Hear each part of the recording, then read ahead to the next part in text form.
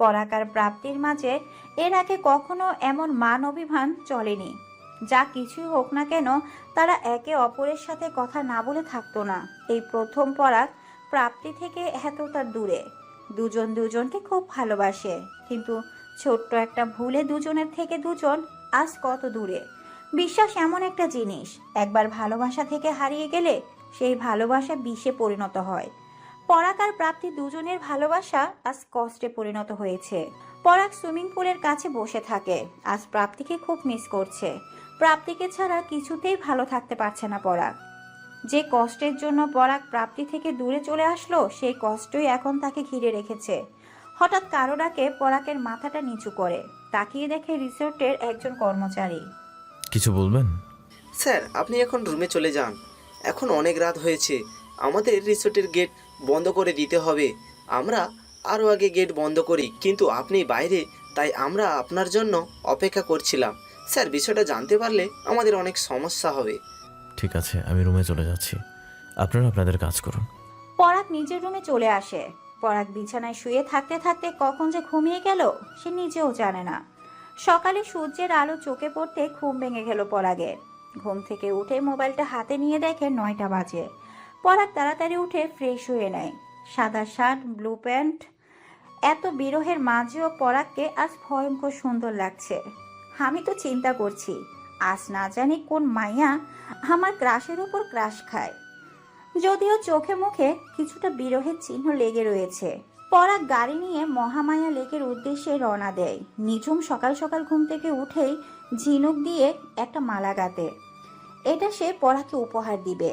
নিঝুম আজ একটু সুন্দর করে সাজুগুজু করে লাল একটা 3 পিস, একদম সাধারণ মেয়ের মতো।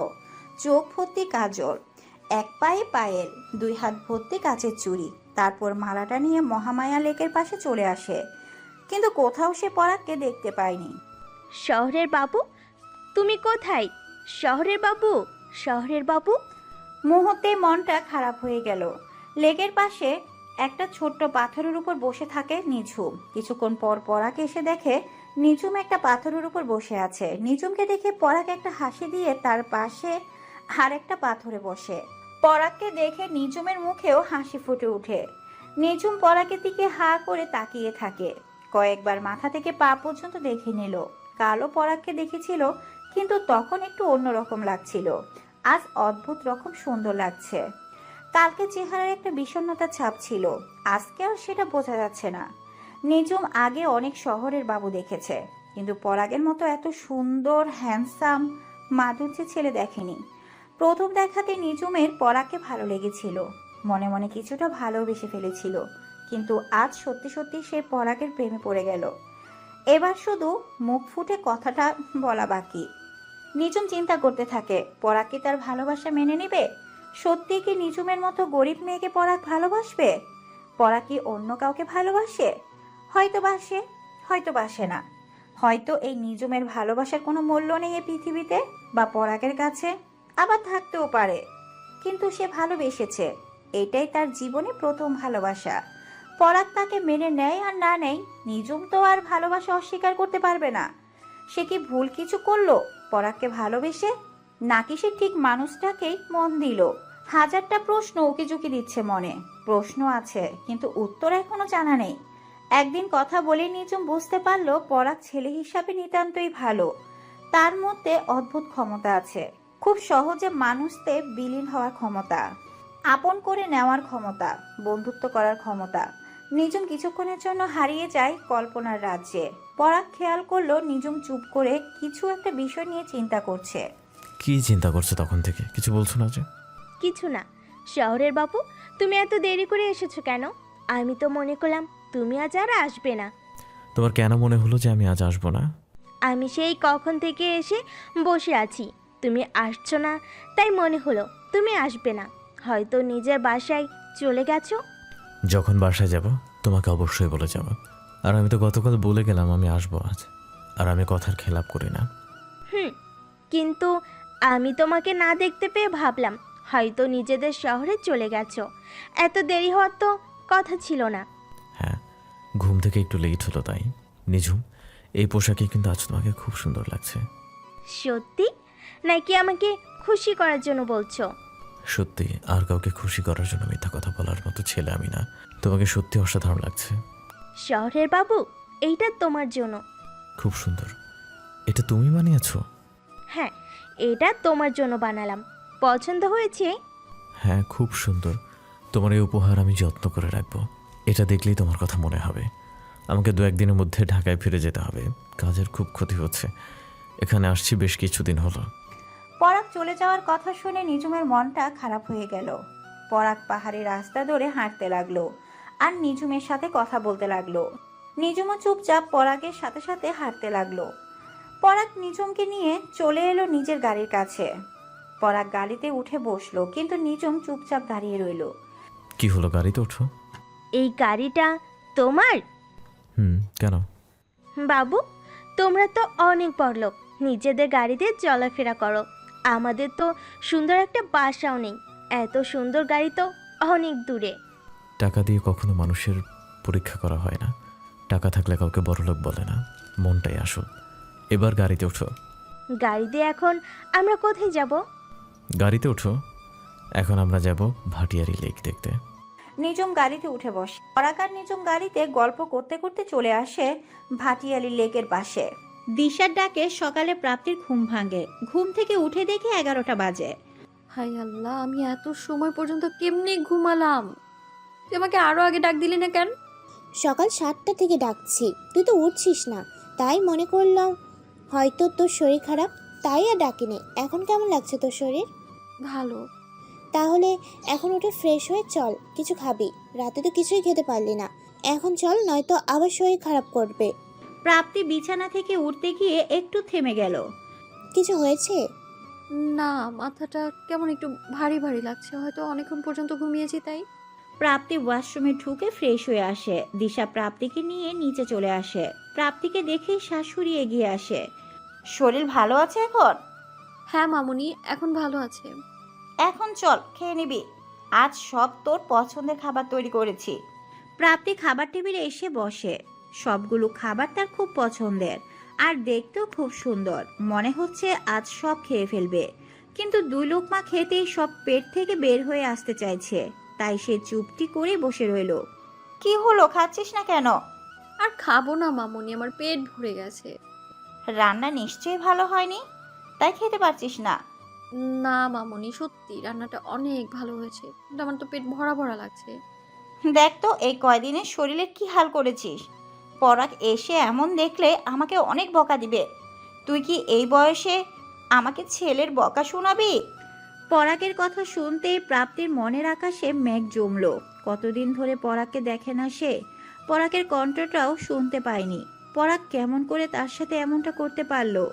প্রাপ্তির চোখের কোণে জল জমা হলো। প্রাপ্তির চোখ দুটি বন্ধ করতে 2 ফোঁটা জল গড়িয়ে পড়ল। কান্নাটা কিছুতেই বাধা মানছে না। মাটির দিকে কিছুক্ষণ তাকিয়ে থেকে নিজেকে শান্ত করলো। প্রাপ্তি কিছুতে খেতে পারছে না। যাই খাচ্ছে তাই বমি করে বের করে দিচ্ছে। প্রাপ্তিকে নিয়ে বাসায় সবাই অনেক টেনশন করছে। সবাই প্রাপ্তিকে ডাক্তারের কাছে নিয়ে যেতে চাইছিল, কিন্তু প্রাপ্তি যেতে রাজি হয়নি। পরাগ আর নিজুম গাড়ি থেকে নামলো। ভাটিয়ালি লেক থেকে পানি উপচে পড়ছে, যা মুহূর্তেই ছুঁয়ে যায় মন। চারদিকে গাছপালা, পাহাড়, সবকিছুই গায়ে লেগে আছে সতেজ সবুজ রং। পরাগ আর নিজুম অনেকক্ষণ ভাটিয়ালি লেকের নৌকা দিয়ে ঘুরে, তারপর দুজন ছিপ দিয়ে মাছ শিকার করে। সারাটা দিন তাদের দুজনের ভালোই কাটে। সন্ধ্যায় দুজনে চলে আসে ভাটিয়ারি সানসেট পয়েন্টে। সেখান থেকে উপভোগ করা যায় সূর্যাস্ত। বিকেল শেষ হয়ে সন্ধ্যা নেমে এলো। সূর্য পশ্চিম দিকে হেলে গেল। সোনালী সূর্যটা যেন অপরূপ এক সৌন্দর্য ধারণ করেছে। সন্ধ্যা শেষে পরাগ নিজুমকে নিজুমদের বাড়ি পৌঁছে দিয়ে নিজের রিসোর্টে ফিরে আসে। পরের দিন সকালে ঘুম থেকে উঠেই পরাগ রেডি হয়ে নেয়। অনেকদিন কেটে গেল নিজের বাসার বাহিরে। এবার বাসায় ফেরা উচিত। এই কয়েকদিনে অফিসেও হয়তো অনেক ক্ষতি হয়েছে। রিসোর্ট থেকে বের হয়ে নিজুমের বাড়ির পাশে পাহাড়ে অপেক্ষা করতে লাগলো পরাগ। 30 মিনিট পর নিজুম সেখানেই আসে। নিজুম পরাগের জন্য কয়েকটা পানি গোলাপ নিয়ে আসে। নিজুম গিয়ে পরাগের পাশে বসে। পরাগ নিজুমকে দেখে একটা হাসি দেয়। তোমার এত দেরি হলো যে আজ? আমি তো ঠিক সময় আসলাম। তুমি আজ সকাল সকাল চলে এসেছো, তা এত সকালে এখানে কেন? আজ আমি বাসায় চলে যাচ্ছি, অনেক দিন ধরে বাসার বাইরে, অফিসে অনেক কাজ আটকে আছে।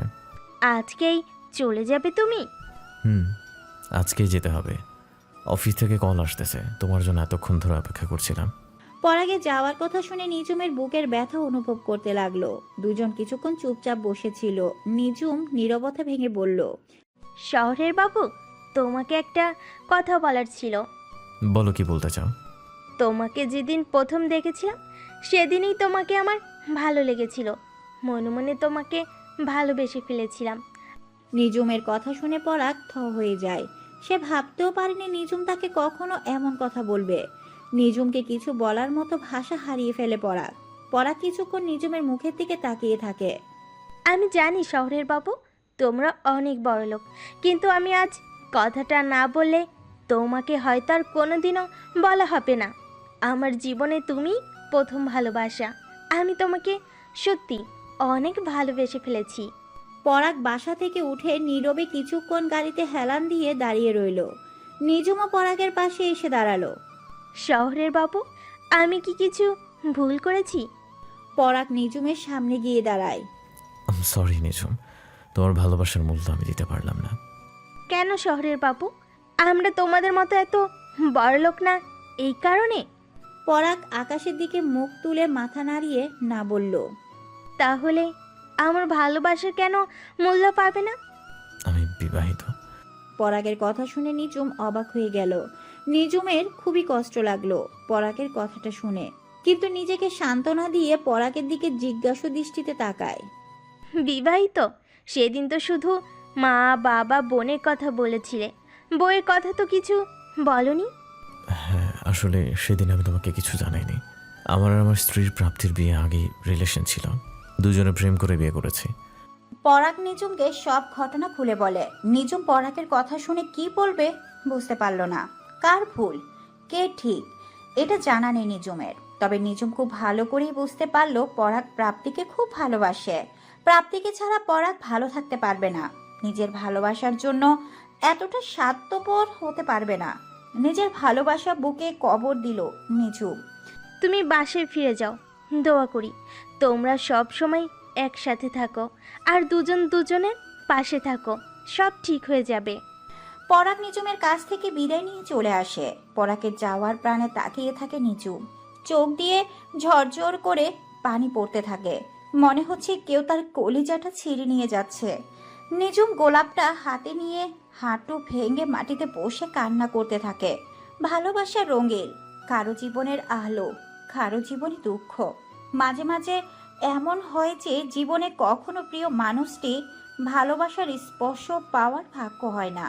হয়তো নিঝুমেরও সেই ভাগ্য হবে না। সারা জীবন একা বয়ে বেড়াতে হবে সেই ভালোবাসা, কিন্তু ভাগ্য হয় না তার ভালোবাসা পাওয়ার। তবুও সবাই ভালোবাসে, বাঁচতে চায়। নিঝুমও হয়তো সেই প্রতীকদের মধ্যে একজন। জানে সে কোনো দিন পরাগকে পাবে না, তবুও সে নীরবে ভালোবেসে যাবে। প্রথম জীবনে যে আসে, শত চেষ্টার পরও তাকে ভোলা যায় না। পরাগ বাসায় আস্তে আস্তে সন্ধ্যা হয়ে যায়। প্রাপ্তি উপর থেকে পানি নেওয়ার জন্য নিচে আসে। পানি নিয়ে উপরে যাওয়ার সময় কলিং বেলটা বেজে ওঠে। প্রাপ্তি পানির চকটা রেখে দরজা খুলে দেয়। দরজা খুলে প্রাপ্তি হা হয়ে যায়। সে ভাবতেই পারেনি এই সময় পরাগ আসবে। পরাগকে দেখেই প্রাপ্তি আর নিজেকে ঠিক রাখতে পারলো না। ঝড়ের বেগে কান্না আসলো প্রাপ্তির। প্রাপ্তি দৌড়ে গিয়ে পরাগকে জড়িয়ে ধরে কান্না করে দেয়। প্রাপ্তির কান্নার আওয়াজে দিশা আর মা নিচে নেমে আসে, কিন্তু পরাগ চুপচাপ দাঁড়িয়ে থাকে। এতদিন পর প্রাপ্তিকে দেখলো, তবুও তার মনে প্রাপ্তির জন্য কোনো ফিলিংস কাজ করছে না। পরাগ প্রাপ্তিকে নিজের থেকে সরিয়ে দেয়। প্রাপ্তি অবাক হয়ে পরাগের দিকে তাকিয়ে থাকে। প্রাপ্তি মনে করেছিল পরাগও হয়তো প্রাপ্তির মতো একই কষ্ট পাচ্ছে। সে আশা করেছিল পরাগ তাকে শক্ত করে জড়িয়ে ধরবে, হয়তো বলবে আর কখনো তোমাকে কষ্ট পেতে দেব না। হয়তো তার অভিমান কমে যাবে। পরাগের আচরণে প্রাপ্তি আরো বেশি কষ্ট পায়। তার বুক ফেটে কান্না বেরিয়ে আসতে চাইছে। পরাগ গিয়ে তার মাকে জড়িয়ে ধরে। দিশা আর মায়ের সাথে হেসে হেসে কথা বলতে থাকে। একটিবারের জন্য পরাগ প্রাপ্তির দিকে তাকায়নি। পরাগ আর দিশা তার মায়ের জন্য কিছু মার্কেট করে নিয়ে আসে, সেগুলো তাদের বের করে দেয়। প্রাপ্তি পরাগের এমন ইগনোর মেনে নিতে পারছে না। প্রাপ্তি নিজের রুমে এসে ওয়াশরুমে ঢুকে দরজা বন্ধ করে কান্না করতে থাকে। কতক্ষণ কান্না করলো প্রাপ্তি জানে না, কান্নার পানিটাও দেখেনি। শাওয়ারের জলে সেই পানিটা ধুয়ে গেল। প্রাপ্তি এতদিন শুধু পরাগকে কাছে না পাওয়ার ব্যথায় কষ্ট পেয়েছে, আজ পরাগের ব্যবহারে তার থেকেও বেশি কষ্ট পেয়েছে। অনেকক্ষণ পর ওয়াশরুমের দরজা খুলতেই প্রাপ্তি থমকে যায়। পরাগ দরজার সামনে দাঁড়িয়ে আছে। পরাগকে দেখে প্রাপ্তি মাথাটা নিচু করে ফেলে। পরাগ খুব ভালো করেই বুঝতে পারছে প্রাপ্তি ওয়াশরুমে ঢুকে কান্না করেছে। এতক্ষণ ধরে ওয়াশরুমে কি করছিলে? কি হলো, কিছু বলছো না কেন? এই অসময়ে ভিজেছো কেন? গরম লাগছিল তাই। একটা কথা স্পষ্ট করে বলে দিচ্ছি, মন খারাপ থাকলে যদি শাওয়ারে নিচে বসে কান্নাকাটি করে জ্বর বাঁধাও, আমি তোমার সেবা করতে পারবো না, আর তোমাকে ওষুধ এনে দেবো না, সেই দায়িত্ব আমি নিব না। কথাটা মাথায় রেখো। যা মন চায় তাই করো এবার। পরাগ কথাটা শেষ করে ওয়াশরুমে ঢুকে যায়। প্রাপ্তির চোখ দিয়ে আবার পানি পড়তে লাগলো। এ কি সেই পরাগ যাকে সে ভালোবাসতো? হে কি সেই পরাগ যে প্রাপ্তির একটু কিছু হলে অস্থির হয়ে যেত? কষ্টে প্রাপ্তির বুক ফেটে যাচ্ছে, ইচ্ছে করছে মাটির নিচে লুকিয়ে যেতে।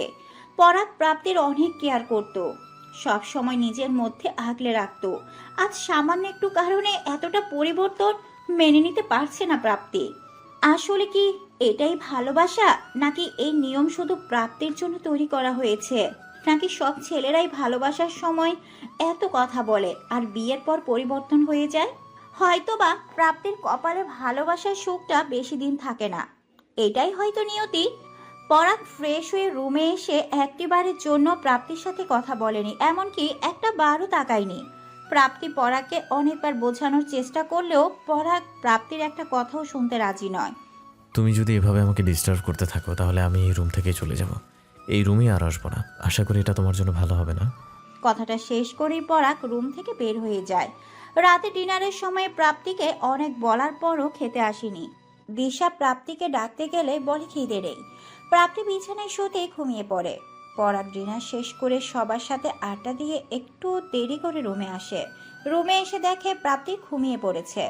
পরাগ একটু বিছানার দিকে এগিয়ে এসে প্রাপ্তির দিকে তাকাতেই চোখ পড়ে প্রাপ্তির পেটের দিকে। শাড়ির আঁচলটা একটু সরে গিয়ে প্রাপ্তির নাভিটা দেখা যাচ্ছে। মারাত্মক জিনিসে চোখ পড়ল। মুহূর্তেই মাথা ঘুরে গেল পরাগের। মাথা থেকে সমস্ত রাগ উড়ে গেল। পরাগ একটু এগিয়ে এসে প্রাপ্তির পাশে বসে পড়ল। পরাগ অপলক দৃষ্টিতে প্রাপ্তির দিকে চেয়ে থাকে। প্রাপ্তির ঘুমন্ত চেহারাটা পরাগের খুব প্রিয়। পরাগ নিজের আঙ্গুল দিয়ে ধীরে ধীরে ছুঁয়ে দিল প্রাপ্তির নাভিটা। সাথে সাথে কেঁপে উঠল প্রাপ্তি। চোখ বন্ধ অবস্থায় চট করে ধরে ফেলল পরাগের হাতটা। মিটমিট করে তাকিয়ে দেখে পরাগ তার দিকে এক নেশা ভরা চোখে তাকিয়ে আছে। প্রাপ্তিও পরাগের দিকে তাকিয়ে থাকে। মনে হচ্ছে দুজন দুজনের চোখেই হারিয়ে যাবে। প্রাপ্তি খুব ইচ্ছে করছে পরাগকে কাছে পেতে, পরাগের ছোঁয়া পেতে, হারিয়ে যেতে পরাগের মাঝে। কিন্তু মেয়েরা কখনোই মুখ ফুটে মনের কথা বলতে পারে না। প্রাপ্তি পরাগের হাতটা ছেড়ে দিয়ে চোখটা নামিয়ে ফেলে। পরাগ প্রাপ্তিকে অবাক করে দিয়ে প্রাপ্তির পেটে একটা কিস করে। প্রাপ্তির সারা শরীর শিরশির করতে থাকে। পরাগ নিজের শরীরের সমস্ত ওজন প্রাপ্তির উপর ছেড়ে দেয়। প্রাপ্তি কিছু বোঝার আগেই পরাগ প্রাপ্তির ঠোঁট দুটি নিজের দখলে নিয়ে আসে। পরাগ পাগলের মতো প্রাপ্তির ঠোঁট দুটিতে কিস করতে থাকে। প্রাপ্তিও পরাগের চুলে মুঠো করে পরাগকে কাছে টেনে নেয়। অনুভব করতে থাকে পরাগের ভালোবাসার ছোঁয়া। কিছুক্ষণ পর পরাগ প্রাপ্তির ঠোঁট দুটি ছেড়ে দিয়ে প্রাপ্তির দিকে তাকায়। প্রাপ্তিও পরাগের দিকে চোখ মেলে তাকায়। পরাগ নিজের টি শার্টটা খুলে ফ্লোরে ছুঁড়ে মারে। প্রাপ্তি মুচকি একটা হাসি দিয়ে পরম আবেশে নিজের চোখ দুটি বন্ধ করে ফেলে। পরাগ প্রাপ্তির চোখে একটা কিস করে গলায় অসংখ্য কিস করতে থাকে। বুকের উপর থেকে শাড়ির আঁচলটা সরিয়ে পেটেও কয়েকটা কিস করে। হঠাৎ করে পরাগ প্রাপ্তিকে ছেড়ে দিয়ে দূরে সরে আসে। প্রাপ্তি পরাগের দিকে অবাক হয়ে চেয়ে থাকে। প্রাপ্তি বুঝতে পারল না পরাগ হঠাৎ করে কেন দূরে সরে গেল। পরাগ নিচে থেকে টি শার্টটা নিয়ে ওয়াশরুমে চলে যায়। প্রাপ্তি এবার ভীষণ রাগ উঠে যায়। পরাগ ওয়াশরুম থেকে বের হতেই প্রাপ্তি গিয়ে পরাগের সামনে দাঁড়ায়। এসবের মানে কি? পরাগ প্রাপ্তির কথার উত্তর না দিয়ে চলে আসতে চাইলে প্রাপ্তি পরাগের টি শার্টের কলার চেপে ধরে। আমার কথার উত্তর দিচ্ছ না কেন? এতটা কাছে এসে এইভাবে চলে যাওয়ার মানেটা কি?